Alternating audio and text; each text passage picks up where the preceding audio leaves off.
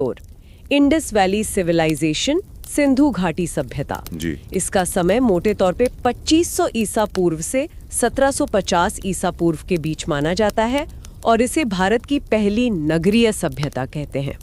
ऐसा क्या खास था इसमें, क्यों नगरीय? नगरीय इसलिए क्योंकि यहाँ पहली बार बड़े सुनियोजित शहर बसे।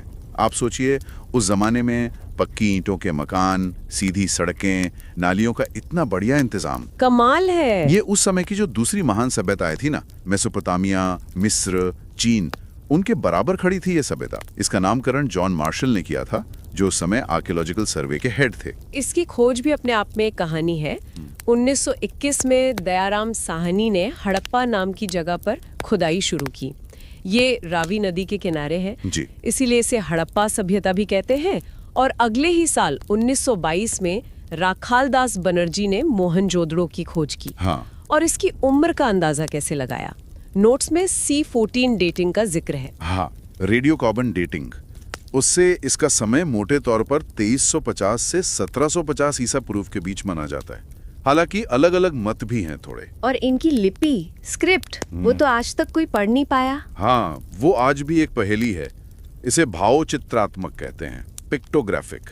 मतलब इसमें अक्षर नहीं बल्कि चित्र और संकेत हैं। अच्छा। और लिखने का तरीका भी बड़ा अनोखा है। दाएं से बाएं, फिर अगली लाइन बाएं से दाएं, जैसे हल चलता है खेत में।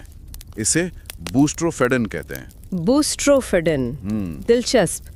और कहते हैं सभ्यता का आकार त्रिभुजाकार था, मैप पर दिखे तो। हाँ, मोटे तौर पे जो इसका फैलाव था वो एक ट्रायंगल जैसा बनता है। चलिए अब कुछ खास शहरों और वहाँ मिली चीजों पर नजर डालते हैं। नोट्स में काफी डिटेल है। हड़प्पा से क्या क्या मिला? हड़प्पा से, जैसा मैंने कहा, रावी नदी के किनारे, वहां से कुम्हार का चाक मिला है, पॉटर्स व्हील। मजदूरों के रहने के लिए बैरक जैसे घर मिले हैं। बड़े बड़े अन्न भंडार मिले हैं, ग्रेनरीज। अन्न भंडार मतलब अनाज जमा करने के लिए। हाँ, लगता है अनाज को व्यवस्थित तरीके से जमा किया जाता था, शायद टैक्स के रूप में या वितरण के लिए। मातृ देवी की मूर्ति मिली है। देवी पूजा, लगता तो यही है। एक कब्रिस्तान मिला है जिसे RH37 नाम दिया गया है।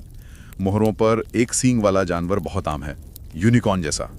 एक सींग वाला जानवर। हाँ, हाथी का कपाल मिला है, स्वास्तिक का चिन्ह मिला है और एक बड़ी अनोखी मोहर है जिस पर स्त्री के गर्भ से पौधा निकलता दिखाया गया है। अच्छा, उसे क्या मानते हैं? उसे उर्वरता की देवी, देवी ऑफ फर्टिलिटी मानते हैं। और मोहनजोदड़ो, जिसका मतलब है मृतकों का टीला, ये सिंधु नदी के किनारे था। हाँ।